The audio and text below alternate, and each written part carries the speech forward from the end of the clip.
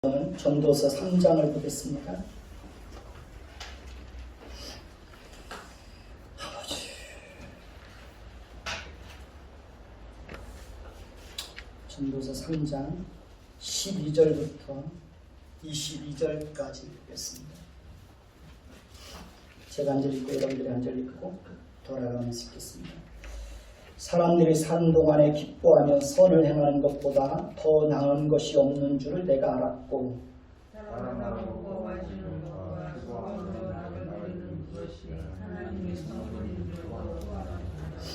하나님께서 행하시는 모든 것은 영원히 있을 것이다. 그 이에 더할 수도 없고 그것에서 덜할 수도 없나니 하나님이 이같이 행하심은 사람들이 그의 앞에서 경외하게 하려 하시는 줄을 내가 알았도다. 이제 있는 것이 옛적에 있었고 장래에 있을 것도 옛적에 있었나니 하나님은 이미 지난 것을 다시 찾으시느니라. 또 내가 해 아래서 보건대 재판하는 것 거기에도 악이 있고 정의를 행하는 것 거기에도 악이 있도다.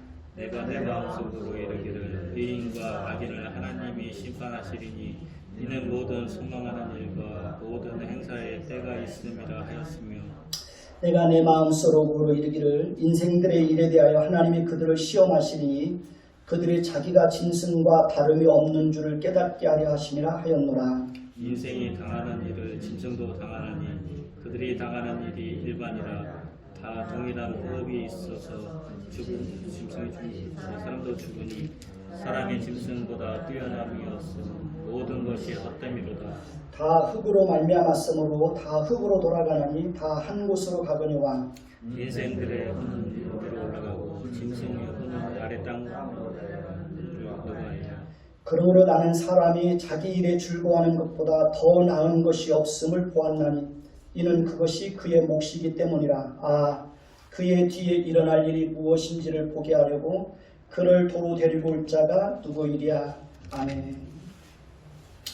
우리 찬미예수 177장 보시겠습니다.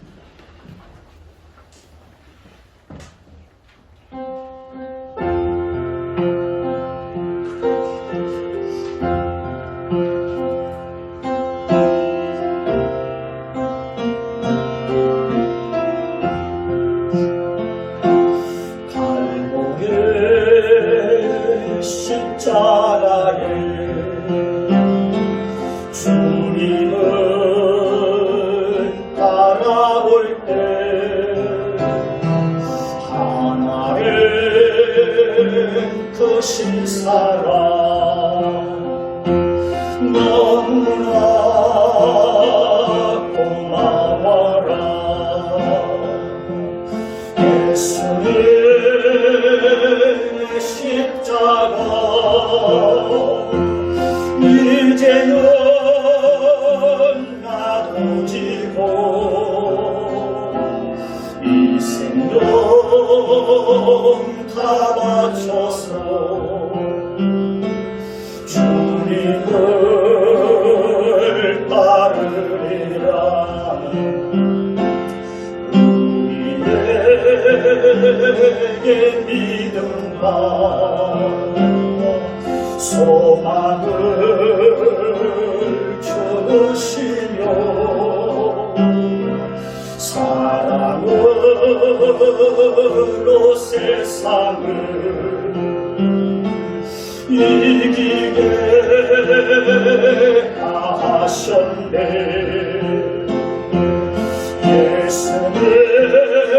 예수님의 십자가 이제는 나도 지고 이 생명 다 바쳐서 주님을 따르리라.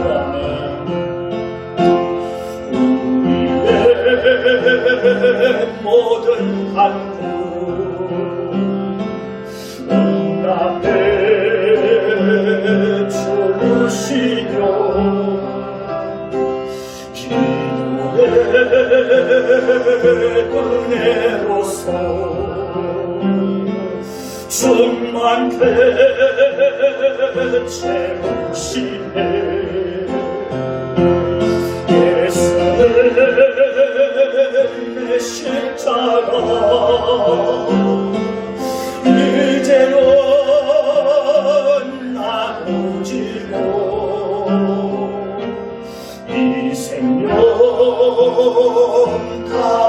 바쳐서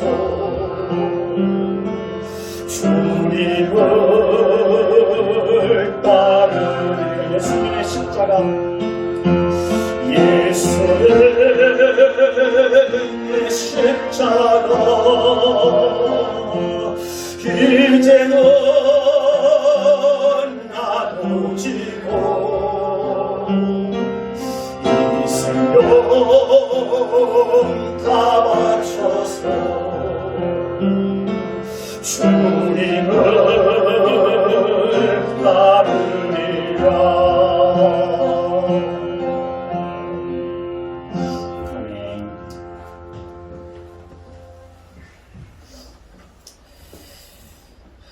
땅에서 살아가는 동안 저와 여러분들이 매일같이 하나님을 더 사랑하며 또 그 하나님의 말씀을 따라서 또 성실하게 살아갈 수 있기를 예수님의 이름으로 축원해 드리겠습니다. 우리는 지난주에 모든 것에는 시작과 끝이 있고 모든 것이 이루어질 뭐가 있다고 그랬습니까? 때가 있다고 말씀을 드렸습니다. 그리고 그 모든 것을 작정하시고 그 모든 것을 이루어 가시는 분이 누구라고 했습니까? 하나님이시라고 말씀을 드렸습니다. 이제 전도자는 계속해서 하나님의 작정과 섭리 속에 살아가는 우리가 어떻게 하면 우리의 인생을 더 가치 있고 의미 있고 행복하게 또 살 수 있는 길인지 자신이 발견하고 깨달은 사실들을 우리에게 알려주고 있습니다. 12절을 보십시다. 오늘 본문 말씀 12절입니다. 같이 읽습니다.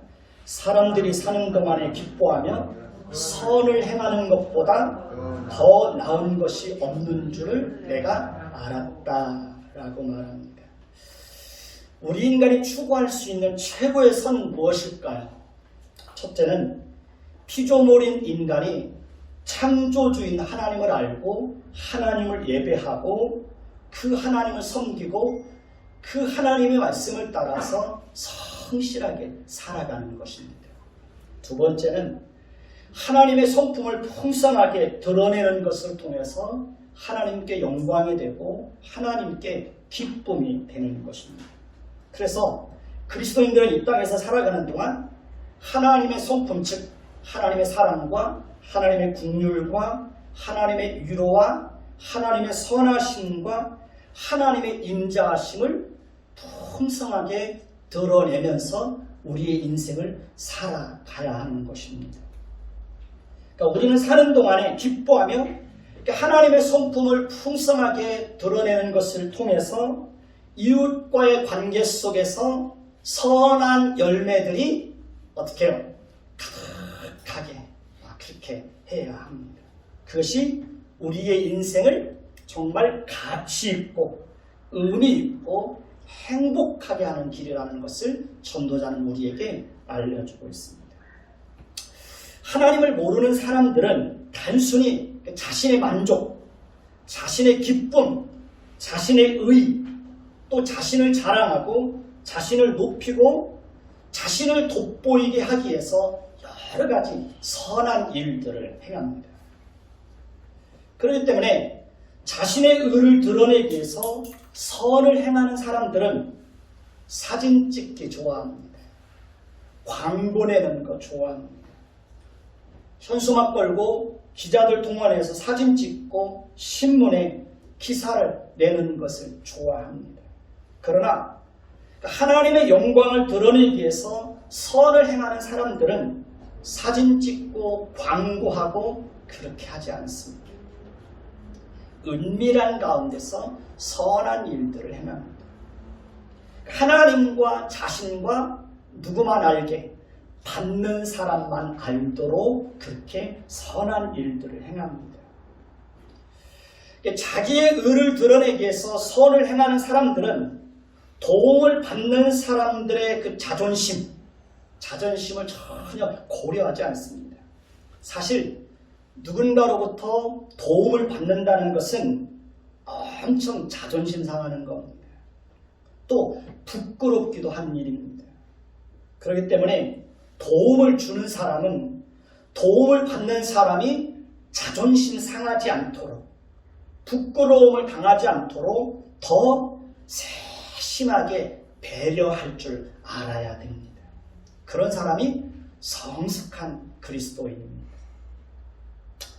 누가복음 6장 38절을 보시면 주라 그리하면 너희에게 줄 것이니 곧 후이되어 누르고 흔들어 넘치도록 하여 너희에게 안겨주리라. 너희가 헤아리는 그 헤아림으로 너희도 도로 헤아림을 받을 것이다 라고 말씀을 합니다. 이 말씀에는 예수님의 약속이 담겨져 있습니다. 우리도 예수님의 이 약속의 말씀을 따라서 기꺼이 주고 나누어 주고 베푸는 삶을 살아야 됩니다. 그러면 예수님께서 풍성하게 채워주실 것이라고 분명하게 약속하고 있습니다. 우리가 다른 사람을 긍휼히 여기면 하나님께서도 우리를 어떻게 하십니까? 긍휼히 여겨주십니다. 우리가 어려운 이웃을 도울 때 인색함으로나 억지가 아닌 넉넉하고 풍성한 마음으로 도움을 주면 하나님께서도 우리에게 넉넉하고 풍성하게 채워주시는 것을 얼마든지 경험할 수 있습니다. 록펠러라는 분이 있습니다. 록펠러는 33살에 백만장자가 되었고 43살에 미국의 최대 부자가 되었고 53세에 세계 최대의 갑부가 되었지만 그는 행복하지 않았다고 합니다. 55세에 그는 불치병으로 1년 이상 살지 못한다는 사형 선고를 받았습니다. 그리고 최후 검진을 위해서 휠체어를 타고 갈 때 병원 노부에 걸린 그 액자의 글이 눈에 들어왔습니다. 주는 자가 받는 자보다 복이 있다. 한번 따라해서 봅시다. 주는 자가 받는 자보다 복이 있다. 오늘 예수님께서 직접 하신 말씀이십니다. 록펠러는 그 글을 보는 순간 마음속에 전율이 생기고 눈물이 났다고 합니다. 선한 기운이 온몸을 감싸는 가운데 그는 눈을 지그시 감고 생각에 잠겨 있었습니다. 조금 후 시끄러운 소리에 정신을 차리게 되었는데 입원비 문제로 다투는 소리였습니다. 병원 측은 병원비가 없어서 입원이 안 된다고 하고 환자의 어머니는 입원시켜달라고 울면서 사정을 하고 있었습니다. 록펠러는 곧 비서를 시켜 병원비를 지불하고 누가 지불했는지 모르게 하였습니다.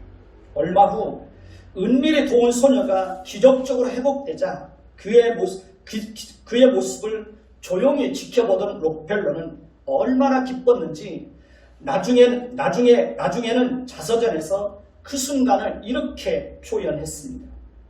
저는 살면서 이렇게 행복한 삶이 있는 줄을 몰랐습니다. 그 이후로 그는 나눔의 삶을 살기로 작정합니다. 그와 동시에 신기하게 그의 병도 깨끗이 사라졌습니다. 그리고 그는 98세까지 살면서 선한 일을 힘썼습니다. 나중에 그는 이렇게 회고합니다. 인생 전반기 55년은 쫓기면서 살았지만 후반기 43년은 행복하게 살았습니다. 그런 고백을 하였습니다.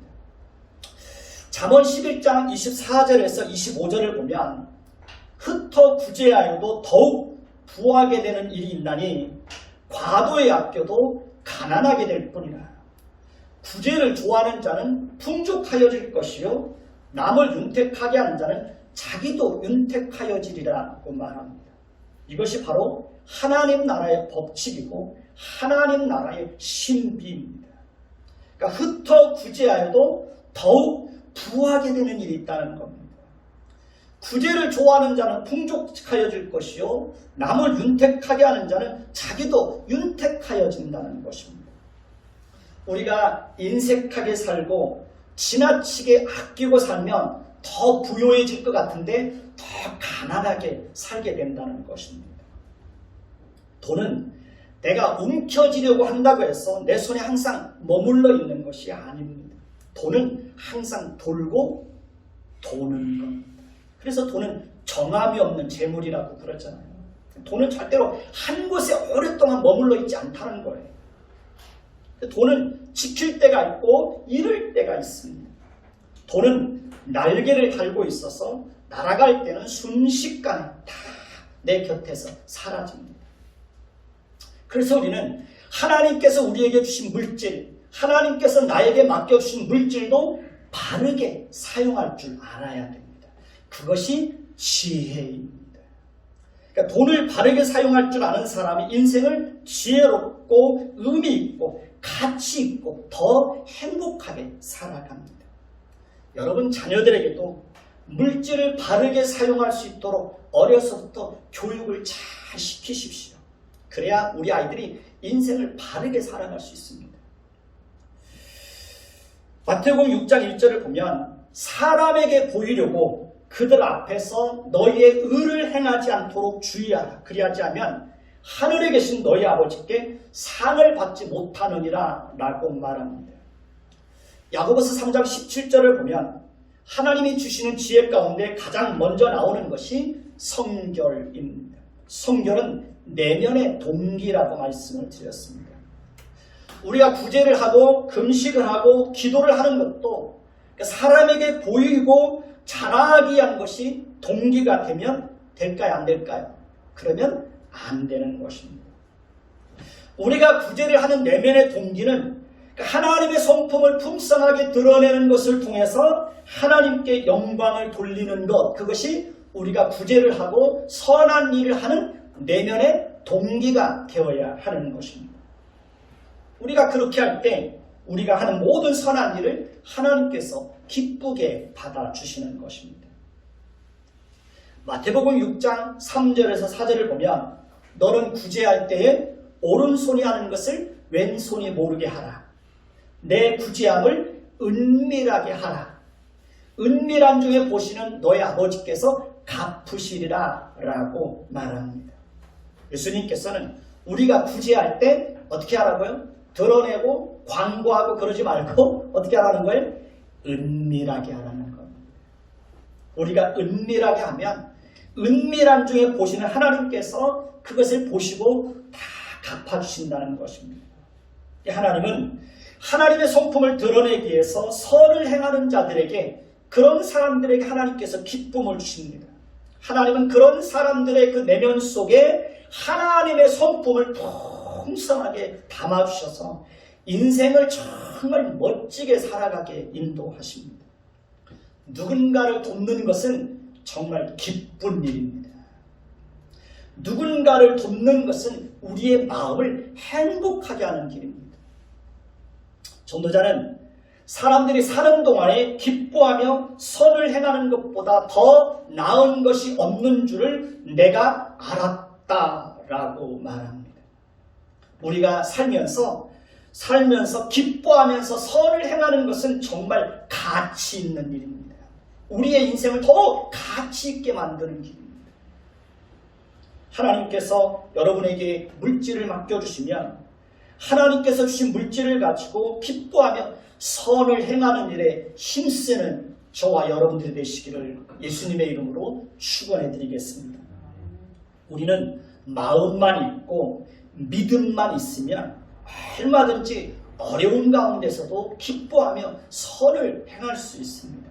우리가 마음이 없고 믿음이 없고 하나님의 약속의 말씀을 믿지 못하기 때문에 사실은 선을 행하지 못하는 것입니다. 오늘 말씀 13절을 보십시다. 13절을 같이 봅니다. 시작. 사람마다 먹고 마시는 것과 수고함으로 낙을 누리는 그것이 하나님의 선물인 줄도 또한 알았도다. 아담 이후에 태어난 모든 인간들에게 노동은 죄의 결과로 주어진 것입니다. 그래서 아담 이후에 태어난 모든 인간은 식물을 얻기 위해서 이마에 뭘 흘려야 됩니까? 땀을 흘려야 합니다. 그래야 식물을 얻을 수 있습니다. 그런데 노동이 어떤 사람들에게는 저주의 내용으로 주어지지만 어떤 사람들에게는 그것이 하나님의 선물로 주어진다는 것입니다.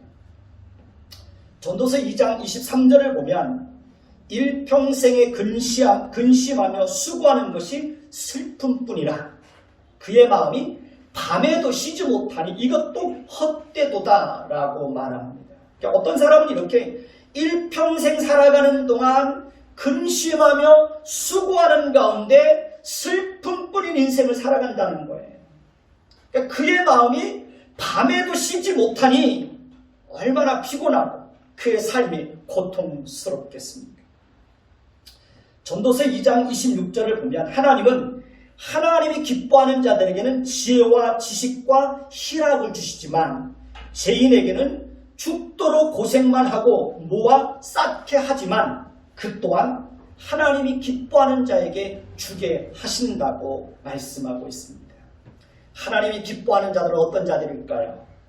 하나님이 기뻐하는 자들은 피조물인 인간이 창조주인 하나님을 알고 그 하나님을 성실하게 예배하며 그 하나님의 말씀을 따라서 성실하게 자기의 인생을 살아가는 자들입니다. 그런 자들이 하나님이 기뻐하는 자들입니다.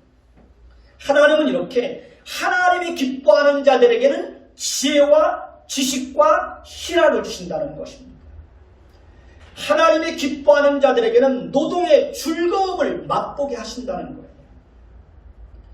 하나님이 기뻐하는 자들에게는 먹고 마시고 수고하는 가운데 심령으로 낙을 누리게 하신다는 것입니다.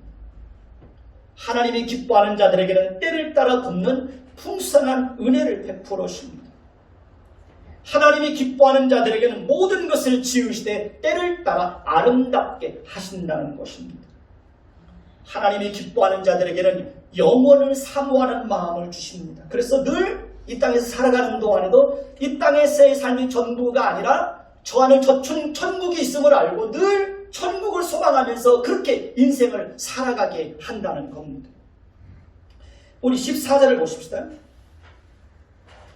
14절을 같이 읽습니다. 시작. 하나님께서 행하시는 것은 영원히 있을 것이다. 그 위에 더할 수 없고 그것에서 덜 할 수도 없나니 하나님이 이같이 행하시면 사람들이 그의 앞에서 경외하게 하려 하심인 줄을 내가 알았도다 라고 말합니다. 하나님께서 행하시는 일은 영원히 있을 것이다. 이 말씀은 하나님의 일하심은 언제나 한결같다는 겁니다. 그러니까 한결같다는 것은 처음부터 끝까지 변함이 없이 늘 같다는 거예요. 그러니까 하나님은 하나님께서 정하신 뜻을 언제나 한결같이 이루어 가시는 분입니다. 하나님은 자신의 약속하신 것은 반드시 이루어 주시는 신실하신 분이십니다. 하나님은 자신이 계획하고 약속하신 것을 변경하거나 취소하거나 하나님이 정하신 때를 늦추시거나 미루거나 그렇게 하시는 분이 아닙니다.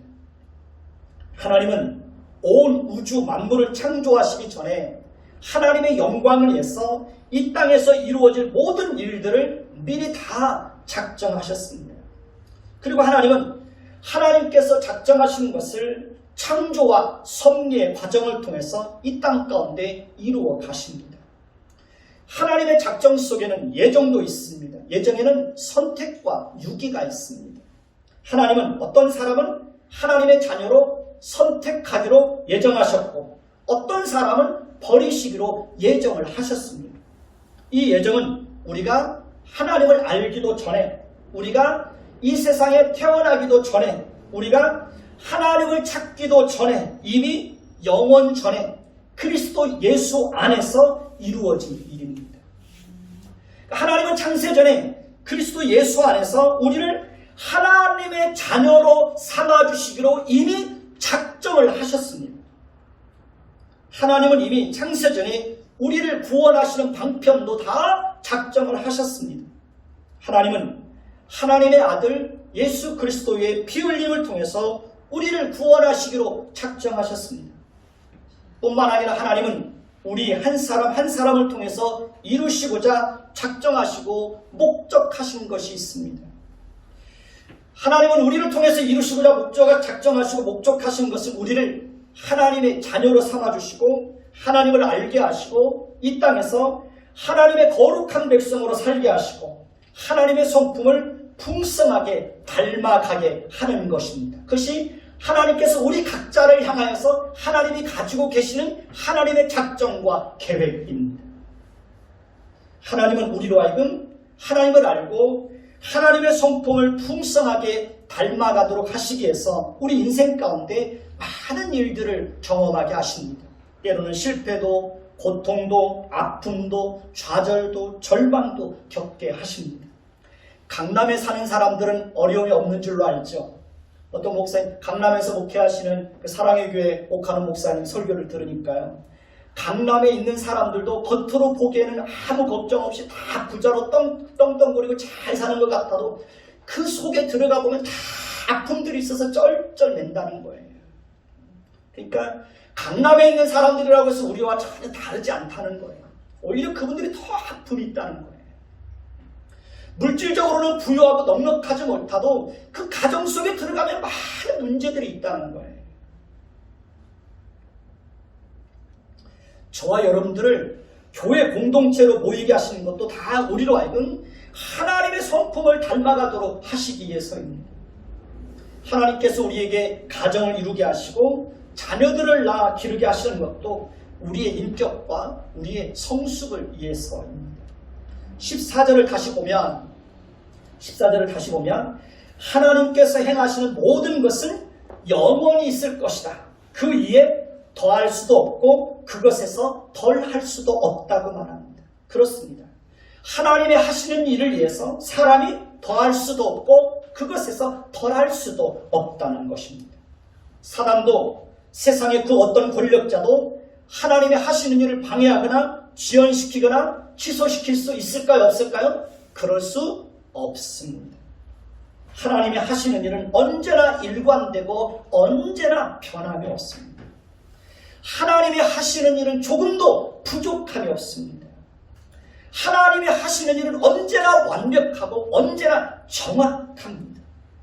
하나님이 정하시는 때도 언제나 정확합니다. 하나님이 하시는 일은 영원합니다. 사람은 유한한 존재이기 때문에 그가 하는 일이 영원할 수 없습니다. 사람이 하는 일들은 늘 보면 항상 모자라고 부족하고 시행착오도 많고 실수도 많습니다. 자, 14절을 다시 보십시다. 14절을 다시 보면 하나님이 이같이 행하시는 사람들이 그의 앞에서 어떻게 하려고요? 하나님이 이같이 행하시면 사람들이 그의 앞에서 경외하게 하려 하심인 줄을 내가 알았도다 라고 전도자는 말합니다. 계시록 15장 3절에서 4절을 보면 주 하나님 곧 전능하신 이시여 하시는 일이 크고 놀라우시도다. 만국의 왕이시여 주의 길이 의롭고 참되시도다. 주여 누가 주의 이름을 두려워하지 않으며 영화롭게 하지 아니하오리까. 주의 의로우신 일이 나타났으니 만국이 와서 주께 경배하리이다 라고 말합니다. 이것은 하나님의 보좌 앞에서 구원받은 백성들이 하나님을 찬양하고 하나님을 높이며 부르는 노래입니다. 그러니까 누구든지 하나님이 어떤 분인지를 알고 하나님이 하시는 일이 얼마나 크고 놀랍고 위대하고 의롭고 공평하고 지혜롭고 진실하고 한결같은지를 아는 사람은 주의 이름을 두려워하지 않으며 주의 이름을 경외하지 않을 수 없는 것입니다. 그 하나님의 이름을 높여드리지 않을 수 없는 것입니다. 하나님이 어떠한 분인지에 대해서 바르게 아는 사람은 하나님을 경외하지 않을 수 없습니다. 하나님이 어떤 분인지를 바르게 아는 사람은 그 하나님 앞에 엎드려서 하나님을 예배하며 겸손히 그 하나님 앞에 머리를 조아리지 않을 수 없습니다. 하나님을 경외하는 것이 최고의 지혜입니다. 모든 지혜는 하나님을 아는 지식과 말씀을 아는 지식과 하나님을 경외하고 하나님을 두려워하는 데서 모든 지혜가 나오는 것입니다. 그렇기 때문에 하나님을 모르고 말씀을 모르는 사람은 절대로 하나님이 주시는 참된 지혜를 알 수가 없습니다. 하나님을 경외하는 자가 정말 인생을 가치 있고 바르게 인생을 살아갑니다. 15절을 보실까요? 15절 같이 봅니다. 시작. 이제 있는 것이 옛적에 있었고 장래에 있을 것도 옛적에 있었나니 하나님은 이미 지나간 것을 다시 찾으시느니라 라고 말합니다. 이 말씀은 역사는 반복된다는 것을 말하려는 것이 아닙니다. 이 말씀 역시 하나님이 하시는 일은 언제나 일정하고 한결같다는 것을 강조하고 있는 것입니다. 하나님은 언제나 한결같고 신실하신 모습으로 하나님께서 약속하신 것을 성실하게 이루어 가십니다. 우리도 그 하나님의 성품을 닮아서 무슨 일을 하든지 어떤 사람이 되어야 됩니까? 한결같은 사람이 되어야 합니다. 하나님을 예배할 때도 한결같은 사람들이 되어야 합니다. 사람을 대할 때도 어떻게 해요? 한결같이 그 사람을 대할 수 있어야 되는 것입니다. 형편을 따라서 그 사람이 처해 있는 형편을 따라서 그 사람을 대하는 태도가 달라지면 될까요? 안 될까요? 그러면 한결같은 모습이 아닙니다. 가난하고 병들고 힘이 없고 어떤 일에 실패하더라도 우리가 그 사람을 대하는 우리의 태도는 한결같아야 되는 거예요. 그 사람이 성숙한 사람이고 그 사람이 신실한 사람입니다. 16절을 보십시다. 16절을 같이 봅니다. 시작. 또 내가 해 아래서 보건대 재판하는 곳 거기에도 무엇이 있습니까? 악이 있고 정의를 행하는 곳 거기에도 악이 있다고 말합니다. 그러니까 전도자는 해 아래서 이루어지는 일을 자세히 관찰하고 그러니까 재판하는 곳 거기에도 악이 있고 정의를 행하는 곳 거기에도 악이 있는 것을 보았다고 말합니다. 그러니까 하나님이 하시는 일은 언제나 정의롭고 공정하고 완전하고 완벽한데 세상에서 이루어지는 일을 자세히 관찰해보니 가장 정의롭고 공정해야 될 그 재판 자리에서마저도 뭐가 있다는 거예요? 악이 있더라는 거예요. 그것을 전도자는 탄식하고 있는 것입니다. 법은 공정해야 합니다. 법 앞에서 모든 사람은 평등해야 됩니다. 법은 가난한 자들 앞에서도 공정해야 되는 것입니다. 그래야 정의가 바로 세워지는 것입니다. 17절을 볼까요? 17절 같이 읽습니다. 자, 내가 내 마음속으로 이르기를 의인과 악인을 하나님이 심판하시리니 이는 모든 소망하는 일과 모든 행사에 때가 있음이라고 말합니다. 전도자는 세상에서는 비록 불의한 일이 있고 악이 존재하지만 하나님께서 반드시 의인과 악인을 어떻게 한다는 거예요? 심판하신다는 거예요. 전도자는 그것을 마음속으로 생각하고 오히려 세상의 불의를 보면서 실망하고 낙심한 것이 아니라 오히려 소망을 가지게 되었다고 말합니다. 그리고 모든 행사에는 다 뭐가 있어요? 때가 있다는 것입니다. 하나님은 반드시 감추어진 모든 죄악들을 드러내고 심판하실 때가 있습니까? 없습니까? 심판하실 때가 있습니다. 하나님께서 반드시 무너진 공정과 정의의 가치를 다시 회복하시고 세우실 때가 있습니다.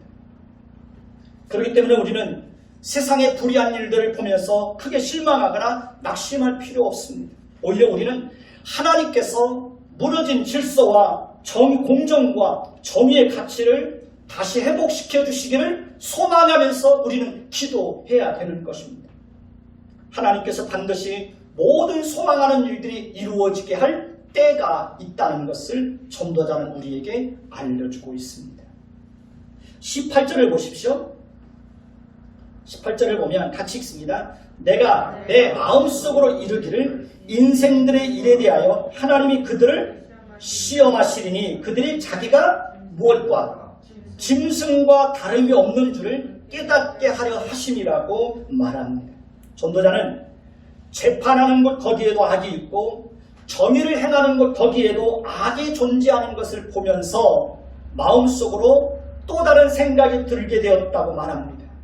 전도자는 하나님께서 불의를 행하는 자들에 대해서 곧바로 심판을 행하지 않으시고 심판을 늦추시는 이유는 악인들로 하여금 자기가 무엇과 짐승과 다름이 없는 줄을 깨닫게 하시기 위해서라고 말합니다. 19절을 볼까요? 19절을 같이 봅니다. 시작. 인생이 당하는 일을 무엇도 당해요? 짐승도 당하나니 그들이 당하는 일이 일반이라. 다 동일한 호흡이 있어서 짐승의 죽음과 같이 사람도 죽으니 사람이 짐승보다 뛰어남이 없으면 모든 것이 헛되미로다 라고 말합니다. 하나님께서는 전도자를 통해서 인간이 가진 교만과 허울과 환상을 걷어내고 불의한 자들에게 깨닫게 하시려고 하는 것은 무엇일까요? 그것은 사람은 이대하고 대단하고 특별한 존재인 것 같은데 무엇과 다를 바가 없다는 거예요? 짐승과 다를 바가 없다는 것입니다. 불의를 행하는 악인과 짐승에게 동일하게 임하는 것이 무엇입니까? 그것은 바로 죽음입니다. 그러니까 죽음 자체만을 놓고 불의를 행하는 악인과 악인의 죽음과 죽음 자체만을 놓고 그러니까 불의를 행하는 악인의 죽음과 짐승의 죽음을 비교해 보면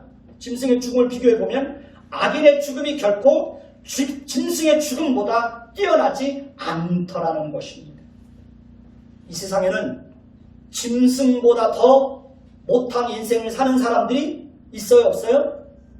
짐승보다 못한 인생을 사는 사람들이 있습니까, 없습니까? 있습니다.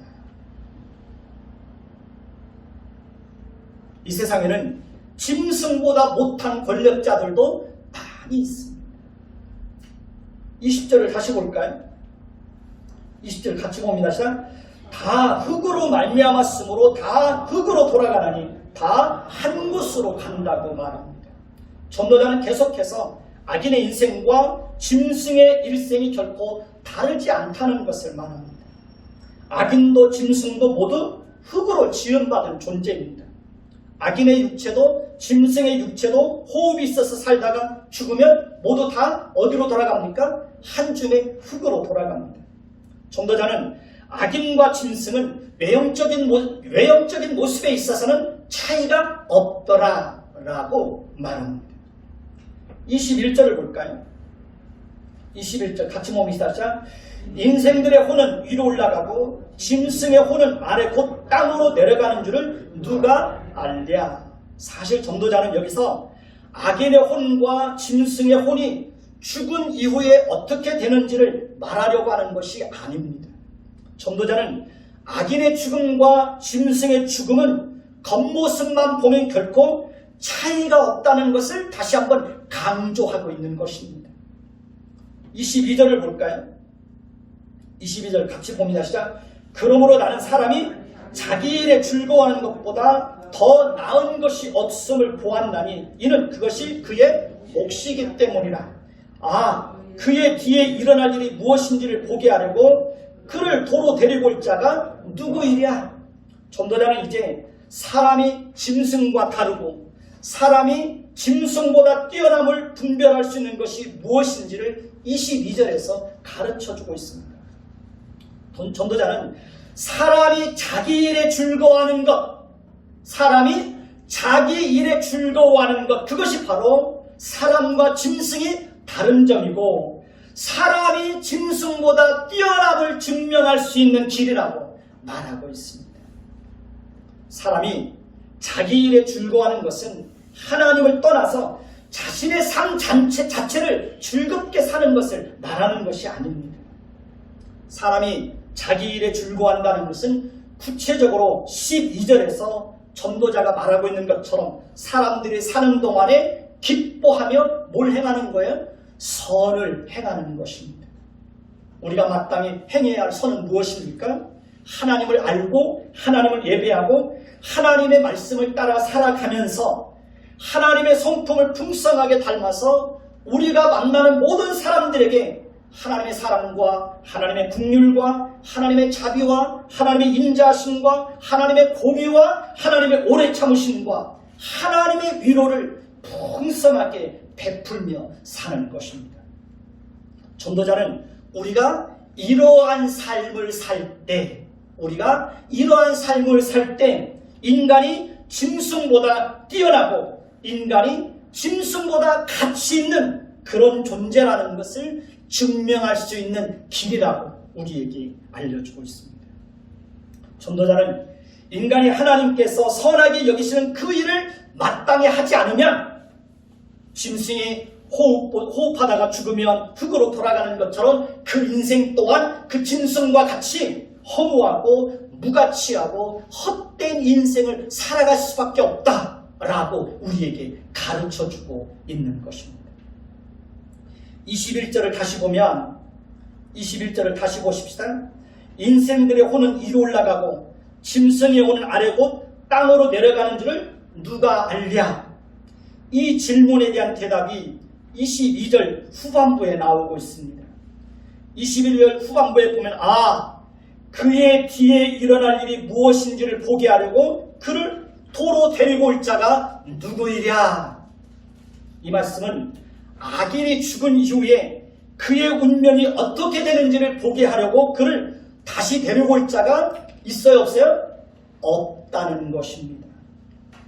다시 말하면 죽음 이후에 그를 다시 데리고 와서 그가 하나님 앞에서 어떤 심판을 받고 그의 영혼이 어떻게 되는지를 보게 할 자가 아무도 없다는 겁니다.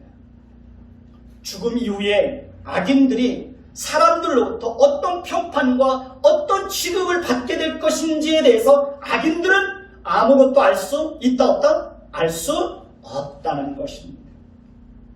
리비아의 악명 높은 독재자 누군지 아시죠? 카다피입니다.